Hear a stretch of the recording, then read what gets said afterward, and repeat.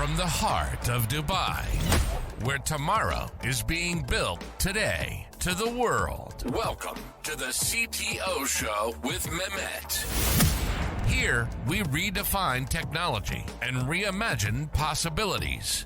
With Mehmet, delve into the riveting realms of AI, cybersecurity, and digital technology. Experience the thrilling highs and lows of startups. Immerse yourself in the spirit of entrepreneurship and witness the future of business innovation being written in real time. Now, without further ado, let's tune in and explore the future. Hello and welcome back to a new episode of the CTO Show with Mehmet. Today I'm very pleased joining me, Buchi Reddy from Silicon Valley. Buchi, the way I love to do it is I keep it to my guests to introduce themselves. So tell us a little bit about you and what you're currently up to. Right. Thank you, Mehmet. First of all, really appreciate the opportunity to be here. And I am Buchi Reddy. I'm originally from India. I've been in the Silicon Valley for the last 7 years. I'm the founder and CEO of Levo.ai. Levo is a proactive API security platform.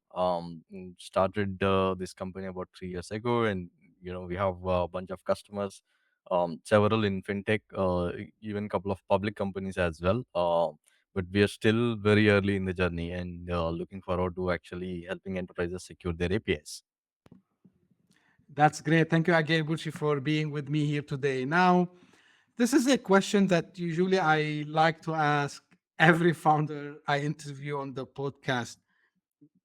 You must have seen some gaps in the market when it comes to API security.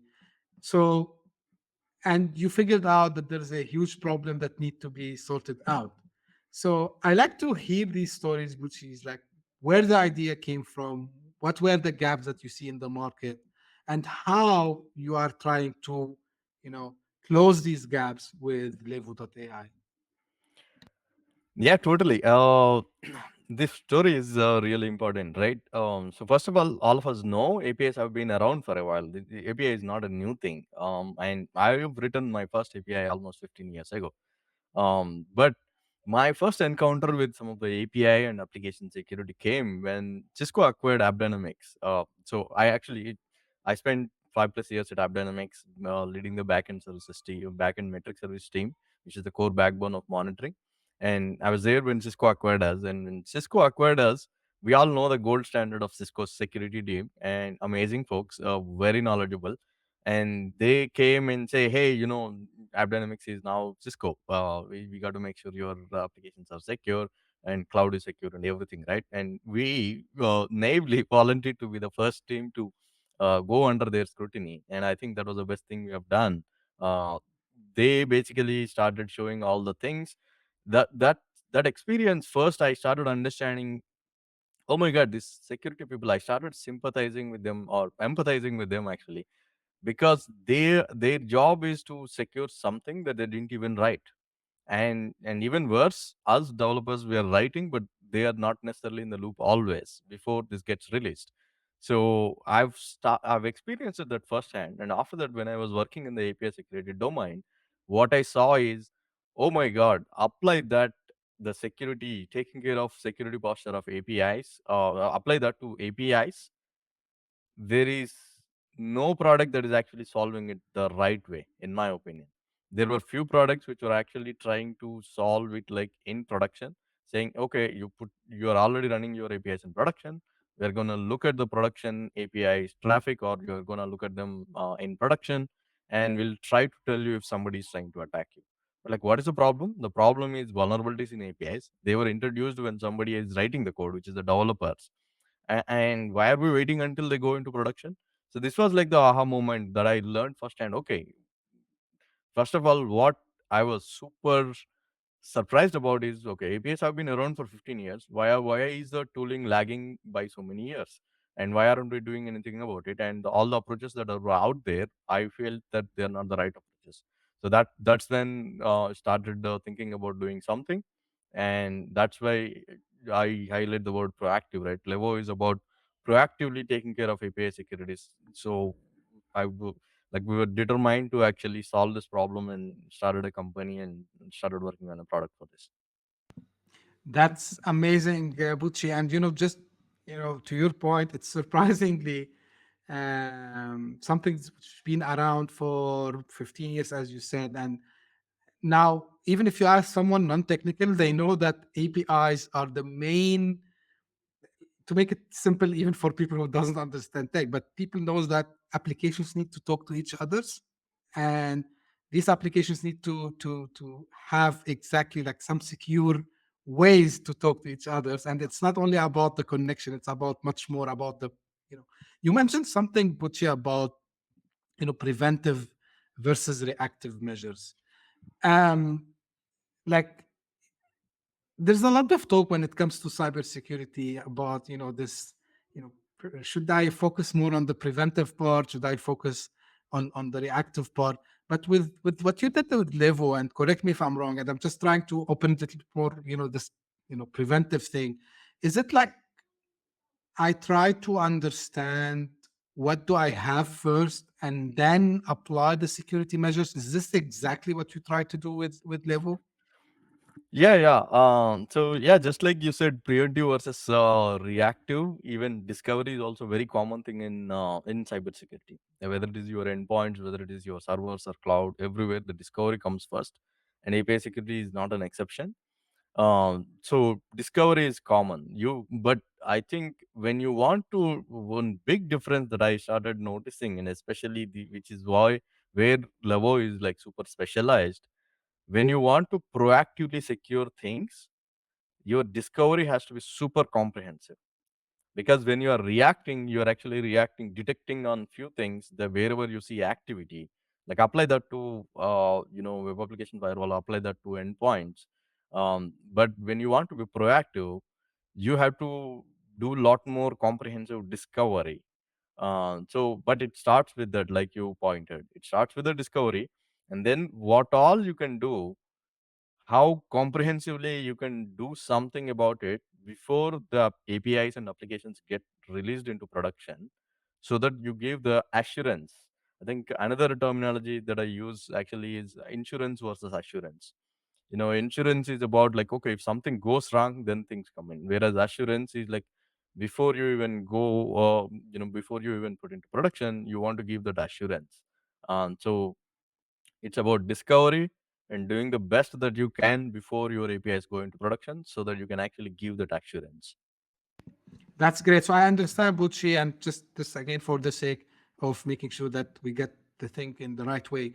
So you detect any, let's say, API security anomalies, I mean, wrong code basically, before it goes to production. Am I right? Yeah, so I'll describe it this way. Basically, I Yeah, think okay, please. now probably is the time to describe the product. Sure. What does Levo do? We find every API that you have in the company, every API, internal, external, and even third-party APIs or the egress APIs that you might be calling somebody. Find every API out there and let you know about those APIs, and we document them continuously, so you can actually even see the changes. So going back to my earlier point, security teams does not have to be at the mercy of somebody documenting the stuff or somebody informing them. Actually, with our product, it's the other way. Security people often are knowing now a lot more about APIs than some of the developers, because developers are implementing only few APIs, but security team with our tool is able to tell across the entire company which APIs are newly introduced, which APIs have changed recently, and all this. So we discover, document every API out there, and we give several details to help security teams understand the risk posture of these APIs. And then we do something called continuous testing.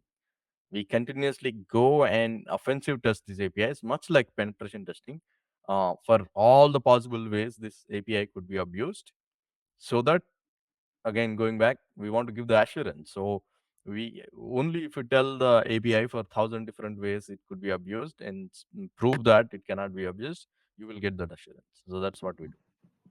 Absolutely. Fantastic, Bucci. Now, I like always to relate what we are talking about. So maybe, people get, we need to secure the APIs because, this application kind of application security measure to avoid, bad consequences. So mainly, Bucci, what we see the consequences, the bad consequences of a bad, I would not say would say bad, like not complete API security solution, or maybe if I don't have even an API security solution. So what are the risks that are awaiting me from a business perspective? Yeah, the risks, major risks are data breaches or somebody, depending on your application, if it is an e-commerce, somebody ordering for free or even or getting a lot of gift cards for free and stuff like that. If it is a bank, maybe somebody doing a fraudulent transaction or somebody stealing the data. So stealing data or money, to put it very shortly. um, and obviously reputation that goes along with them. That is the risk that you are taking if you don't think about securing this. I think, just to give you an idea, going back to your earlier point, Mehmet, how big this APIs is, why you should care about it. There is a stat, I think Akamai did some research. They say about 80% of the internet traffic is over APIs. Even the video that we are recording, or like a lot of parts of this, probably is going over APIs. Like, it's that common. Every message that you are typing on WhatsApp or any other chat is going over APIs. So when 80% of the internet traffic is APIs, and applications logic and most of it is actually getting communicated through APIs, you, if you don't secure it, the risk is very high. Absolutely. And I was, last year, I remember, to your point about the APIs, mentioning how much we became dependent on them. And even I'm saying non-technical people, because, I was always giving, the examples of automation, right? So when we do any kind of automation, this automation, of course, it's not like a wizard that is sitting behind and making things done. It's all done by APIs. And to put it in the context, so if you are using a, from customer perspective, if you're using an accounting software or a booking software, and you want to connect it to the bank, so there's something called, open banking API. So you Yeah. get the feeds from your bank, and then they get into your accounting. And to your point, which is this is very critical, because data breaches, the consequences of data breaches, people think it's only, okay, my data is stolen, but it's very dangerous, because first someone can actually, put some kind of a blackmailing, especially they do it in the dark web, right? So sell your data if you don't pay us money.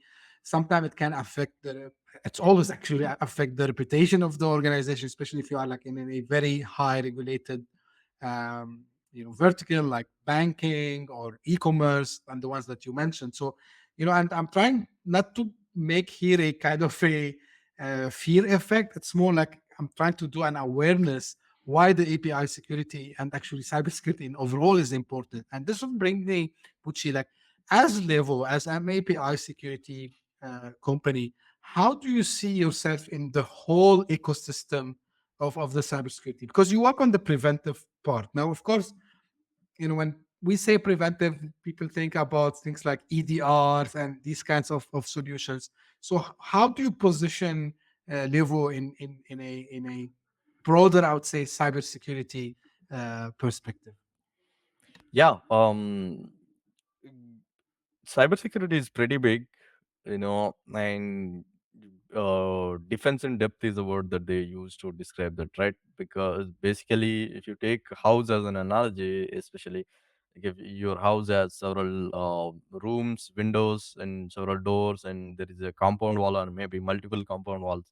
y- Cybersecurity is a word like, okay, you got to have something at the network level itself, like just entry into the network, and you got to have something for the applications. So the network firewalls, web application firewalls, and you got to look at all the endpoints that are connecting to your network, or if it is corp network.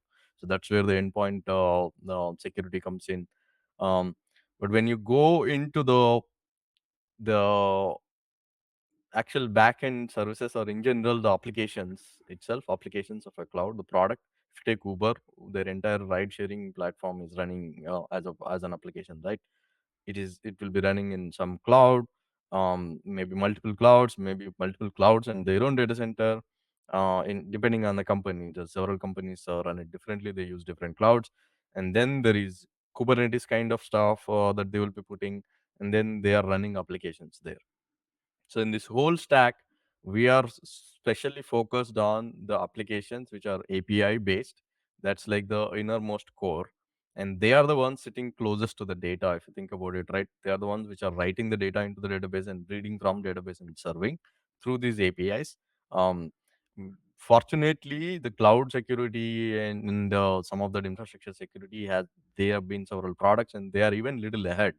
Maybe because people think that okay, we all come from data centers world where like once upon a time we used to think that okay, just throwing in a firewall and just protecting the gate or entry point was enough. Because of that, probably people tend to naturally think from outside in, so they go layer by layer.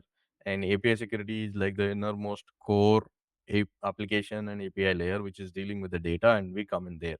So if you people or our customers usually have some cloud security products, the endpoint security products, and they might even have some WAF or and CDN where some of these are being taken care, and we are taking them all the way to the lowest level and giving visibility into this entire data plane in the data flows in their environment um, through APIs. Yeah, to your point, you're right. Like you are the closest, thing to the data because this is where you are writing and accessing the database and actually carrying data from sometime, as you said, from one cloud to another cloud. Yep. Now, before I ask you about how easy it is to implement Buchi, I want to, understand, and this is because of the name of the company, when, about the AI part. Like, are you leveraging any artificial intelligence, within the solution, or are you planning to do so? If not today, and how do you think the AI is able to, help to fortify your positioning? Yep. So we use some basic machine learning, especially in the data classification area. All the proactive testing and all of it, that today it is still not AI driven. We have a lot that can be done, not just in the proactive testing, but even in the discovery in general, even surfacing some insights to the customers, um, and even the documentation. There are several use cases.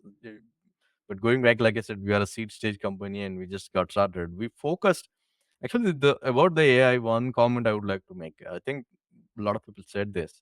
If people say if AI is like the engine, data is like the oil. I don't know if I got it right, but you get the Yeah. point. Data is a super important. And strategically, what we have done, we our current product actually helps us get the right data. We are in the data plane and we look at all the data and we help customers to capture this data so seamlessly. Now next step, we want to actually start building several use cases on top of it. The AI is only as useful as the quality of the data that you have, and that's why we focus on this data. And we unlocked several initial stepping stone use cases with this data captured. Some basic machine learning algorithms are used in data classification, sensitive data discovery, and stuff like Thank you for mentioning this, Buchi, because again, and I had like other founders in the cyber space as well, and we focus that when we say artificial intelligence, people mind goes to now ChatGPT, of course, and large language models and all this, and you say like there are multiple use cases other than LLMs. I'm pretty sure that you might find something in the future where you can go and talk to your APIs maybe and say, hey, like I don't know. Um, how I can enhance, the security between this application and this application, something like this, right? So pretty There is much, a lot I can even tell the use cases. We keep thinking and discussing about these use cases. There is a lot that can be done. We are just taking one step at a time. And like I said, actually, like we are not getting into too many details of the product, but sure, what we have built so far itself is actually a significant build. And as a startup, you need focus. And right. I like this. so the AI like there are two philosophies, right? But if somebody is providing a quality data for you to do the right AI on top of it, then maybe that's the right approach. But in this case, I actually don't see anybody providing this quality data. So we actually started capturing the data. Now, for us, and even maybe at some point, we might even give this data to somebody else if they want to unlock some other use cases. Uh, but we focused on the right thing. I like this approach, Bushi, actually, because you're not doing it for following a buzz or a following a trend, which you are focus on solving the main use case you started with, which is like completing, the gaps or filling the gaps of what is currently existing in the market. So 100% on this one. And to your point about the data, and I think we repeated this here on this podcast a lot of times. If you have garbage data, we call like garbage in, garbage out. So Yeah. like AI deals with data, and based on the data, it can take decisions, especially when you do this data classification and the other use cases as well. Now, Buchi, tell me, for such solution, is it like how implementing such solution looks like? Is it something that I need to plan and do architecture days and nights? Because I used to work on the other side of the table at some stage of my career, or is it something really straightforward? Like walk me through, how a typical, implementation for your solution would look like. Yeah. Um, Great.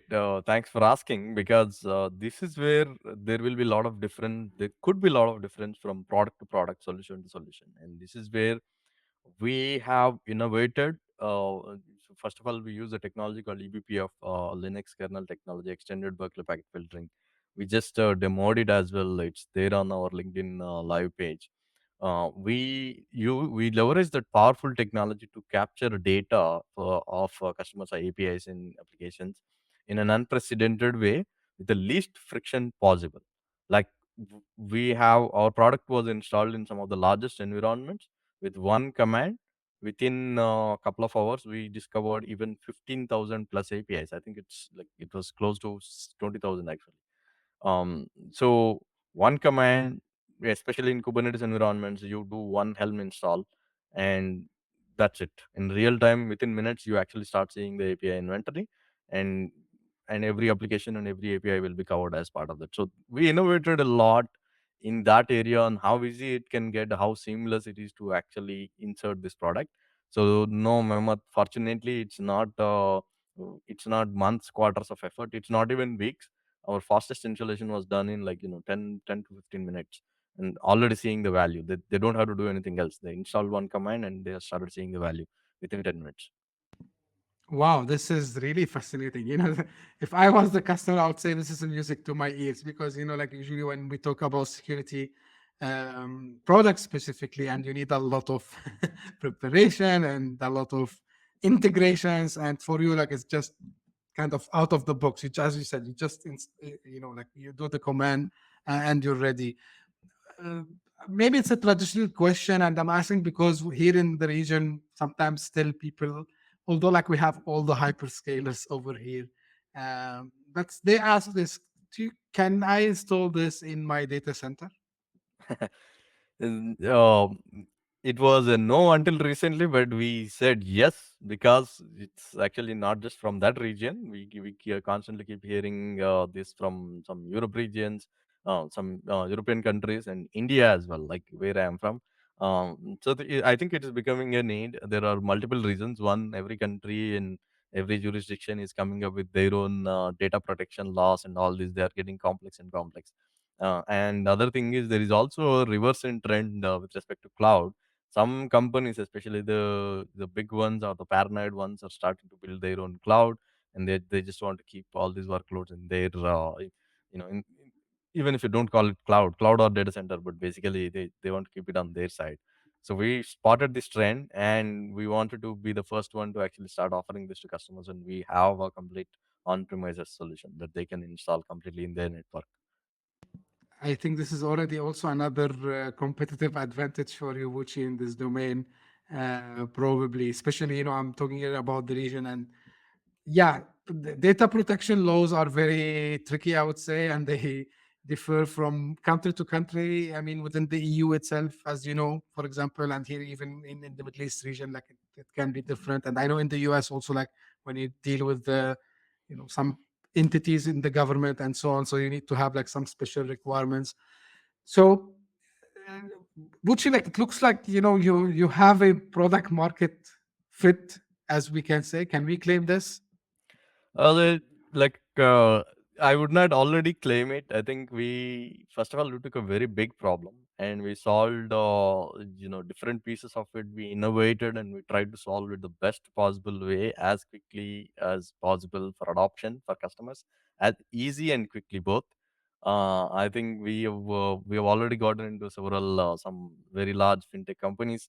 We won deals against some of the biggest competitors, but I think I would wait for another 10 large enterprises to adopt and for this to get to a stage where we can rinse and repeat. The PMF word is super important and you have to be very careful about it, how you use it and how you play around. But I think Indeed. for me, we the good news is all the customers that we have installed, the use cases are exactly same. It's like it's the same exact use case. We have gotten to a point where we just have a template for proof of concepts or proof of value, as we call it as it's the same template, same use cases, everything. That's a good news. But I think we probably would wait for another 10 customers. This is one reason where we are not trying to scale super fast, rather trying to work with these early customers and solve those problems, not only uh, easily adaptable and all this, but like all the way till the end. We care about, okay, even if we find some vulnerabilities, how do these teams actually take and get them fixed? How much time does it take? Are we routing it to the correct person, correct development team? So we care about all of these things. And given the product surface area, I think it probably will take another a quarter or two for us to cross that line. That's fantastic, actually. But all the use cases, if I think about it, and again, I'm not a pure cybersecurity guy, but you do the prevention, which is important. You do the real-time monitoring for these APIs. You do, the documentation part also as well. You make sure that you have continuous scanning for these APIs. So when I think about you've built like kind of an automated system that covers all the need that today's organization. And by the way, I think Buchi, like your customers could be any customer. It's not like of course we gave the examples of the FSIs, the financial institutions and the e-commerce, but in today's world every company is using, became kind of a software company by themselves. You mentioned Uber. Of course Uber is a software company, although that they do uh, cap Yeah, yeah. sharing business. So this is very important part. Now, little bit shifting gears here, Wuchi, and I know that you are a solo founder in this, right? Yeah. I mean, uh, okay. Yeah, I can guess where you're going, but yeah, please finish the question. So the reason I ask you this, Wuchi, because how I get a lot of questions sometimes because they say, okay, we know that you didn't found the company yourself, but you work in a lot of startups before, and I interacted. How challenging is it to build, on your own with all these, unique set of features, and how did you manage to have this diverse also of your role? Because I know how much you are obsessed about customer centricity and making sure that whatever you have built is actually fit to the customer. So tell me about the experience of being a solo founder. Well, I mean, I think I definitely steal a bit of credit from my extended team, whether it is my investors, my founding members, or my current team. Obviously, they are all doing a lot of heavy lifting for all of this to come together. Um, but just as a founder, if you are alone, there is too much to do, and you are always like it's 24/7 on. Your brain is always thinking about. It's like, and you got to do there's huge sacrifices to make. Family time and all of that goes in.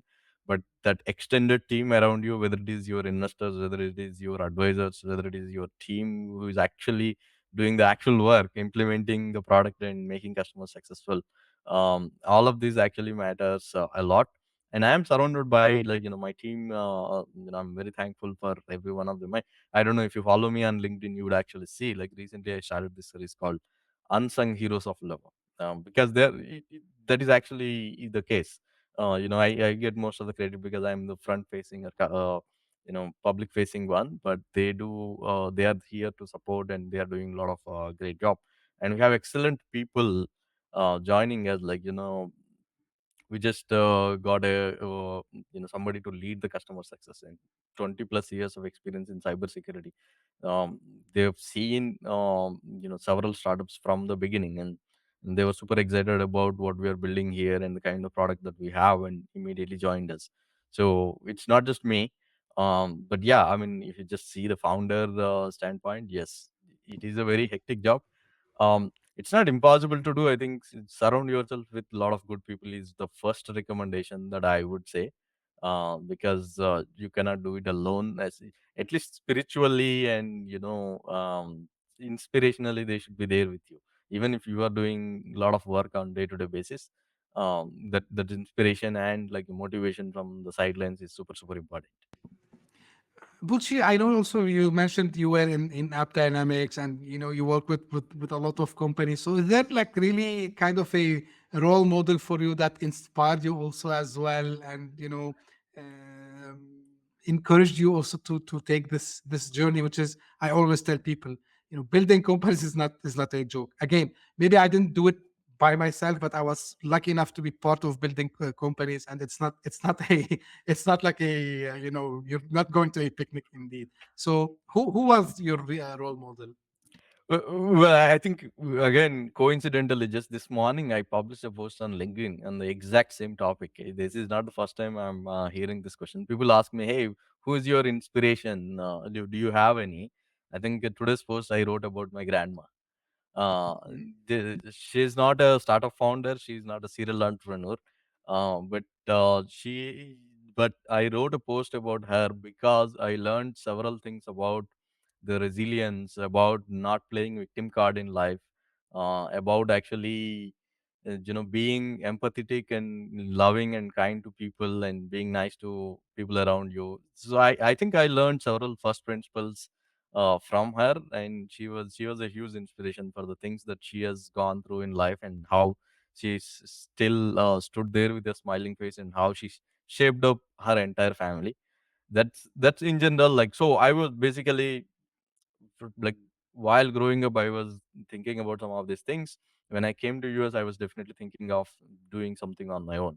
But after coming to US, I think it's countless people. We are always learning, right? Like, first of all, AppDynamics, I spent 5 plus years there. I saw Jyoti Bansal, founder of AppDynamics, actually how he does all hands, how he's motivating everybody in the team, how he's selling his vision both inside and out. I think I watched some of those things very closely. He definitely has a huge influence on some of what I'm doing, especially in the enterprise world. But a lot of other people as well. Like, if you see, I have this habit of reading and learning from sidelines, and some of these people I probably have never met, but I think a lot of people have this habit, not just me, maybe, but Naval Ravikant, Paul Graham, and a lot of these other people.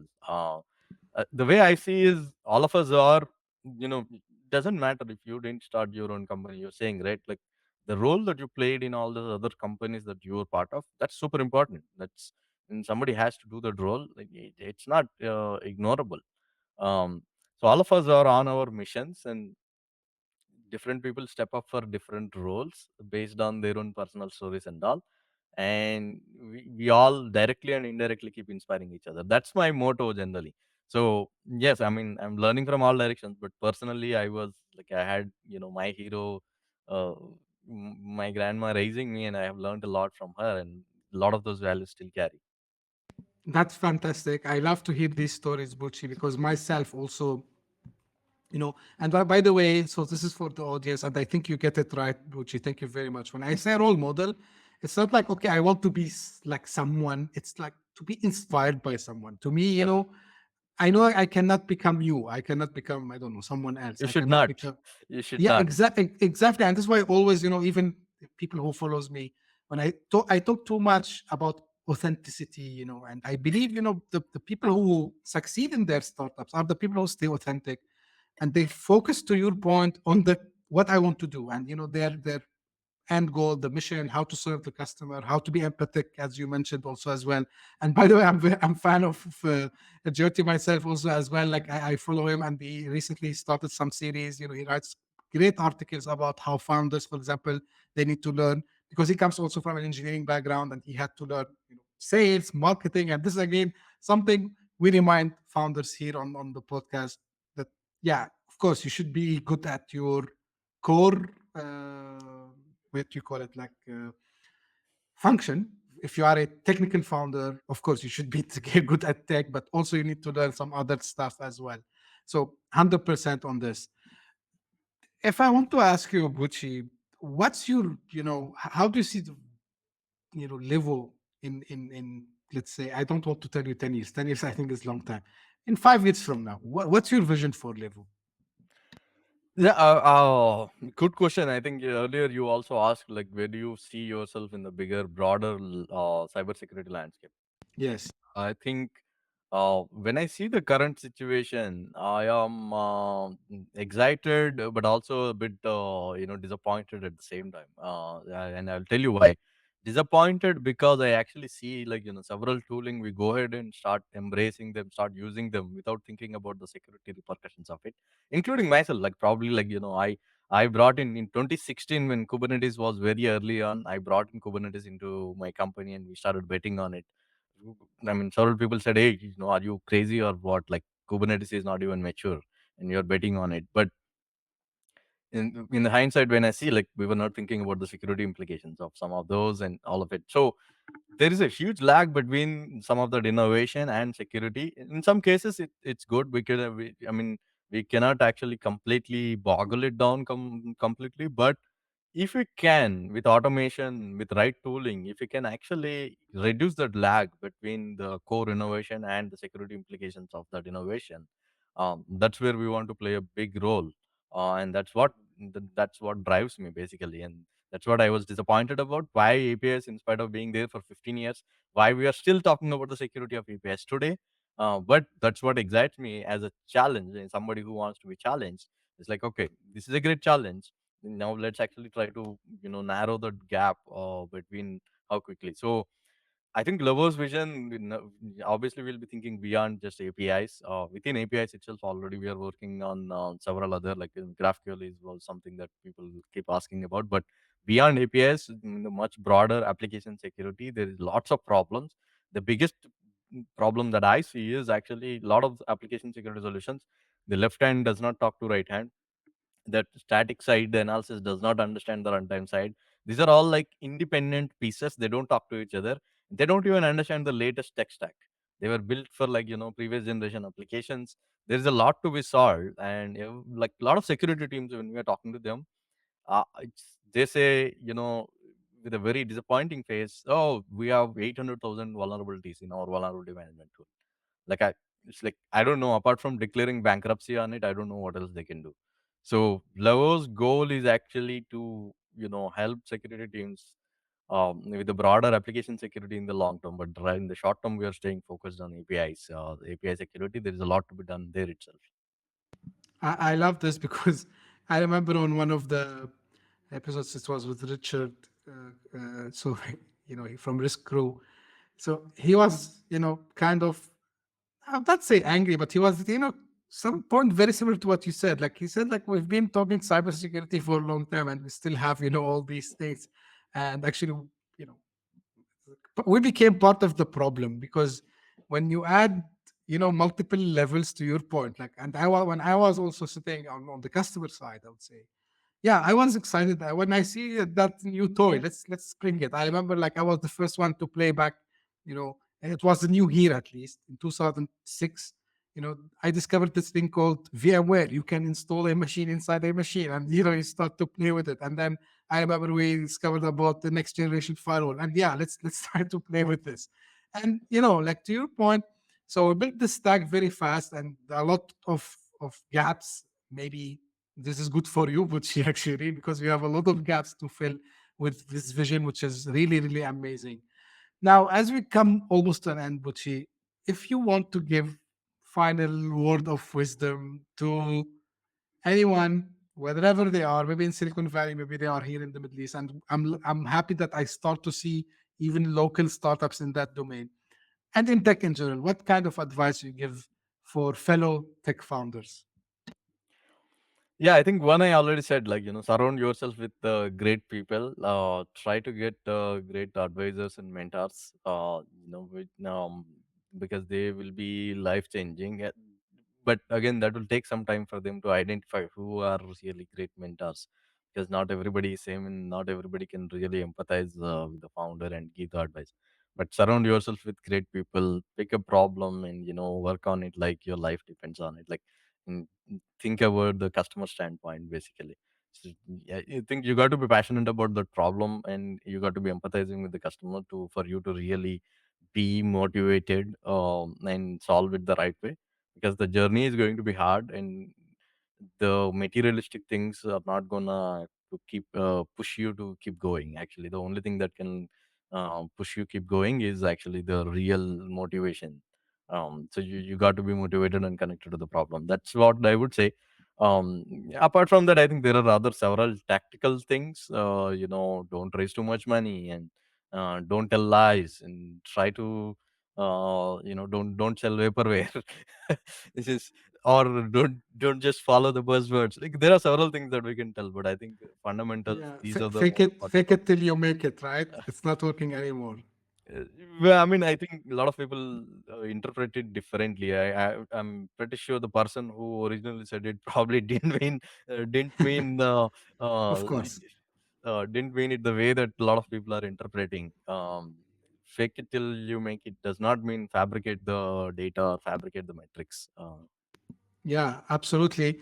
Two things I highly, and strongly agree with you on, and I tell founders this: fall in love with the problem that you are solving, because otherwise you will not be passionate about it. So you will give up very early, especially if things don't move very fast. So absolutely on this, to the point of, you know, fake it till you make it. And this is why I tell people there is a very thin line, especially, but you cross this, Pucci, thankfully, when they are still in the validation phase as founders, between what they have in their hands and what they are trying to show people, right? And they tell them you need to be transparent and say, hey, I'm trying to build, or I build a model of this, it's not complete, tell me what you think about it. Because people come and say how we can validate our ideas, and they say, of course, when you work in the field you can understand this more. So I was a consultant, so I know how to talk to customers, and I know Yeah. how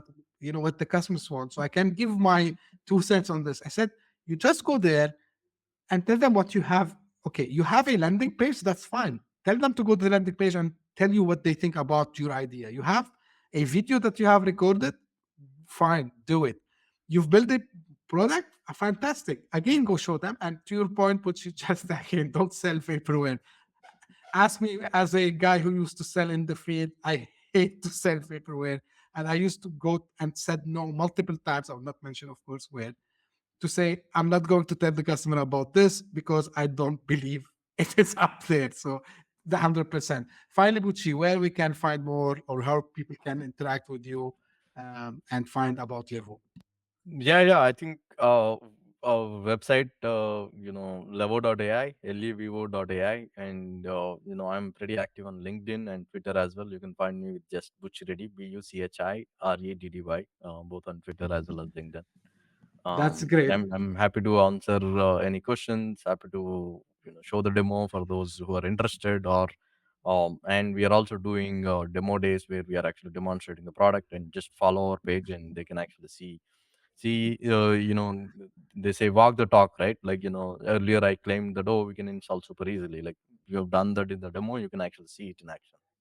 Exactly. Seeing is believing, as we say, 100%. And for the folks who are listening or watching this episode, the links that Pushi mentioned, they are in the show notes. Pushi, thank you very much for being with me here today. I know, as a founder, and you just mentioned you have to do multiple things at the same time. And I know how busy you are and how busy your schedule is, but still, you took the time to be with me here today. I really appreciate this. Thank you very much for all your insightful uh, you know, tricks about API security that you gave us today, and about the information you gave us about Levo.ai. Thank you very much for this. And this is how I usually end my podcast episodes. This is for the audience. If you just discovered this podcast by luck, thank you for passing by. I hope you enjoyed it. If you did so, please subscribe and share it with your friends and colleagues. And if you are one of the loyal followers who keep coming, thank you very much for all your comments, or your emails, or your suggestions. I read them all. Don't hesitate to reach out to me. I'm also available on LinkedIn most of the time, so reach out to me anytime. And also, if you are interested to be on the show, don't hesitate. Although we have some backlogs now, but still, I would love to talk to you. You have some great idea. You're working on a product. You have something, and you want a space. This is the space. This is why this show exists. Don't hesitate. Reach out to me, and we can find a way to do it. Thank you very much for tuning in. We'll meet again very soon. Thank you. Thanks, Mehmet. Thanks a lot for the opportunity, actually. My I pleasure. really enjoyed chatting here. And Hit that subscribe button, share the show with your tech-savvy friends and fellow entrepreneurs, and leave us a review on your favorite podcast app. Your support means the world to us.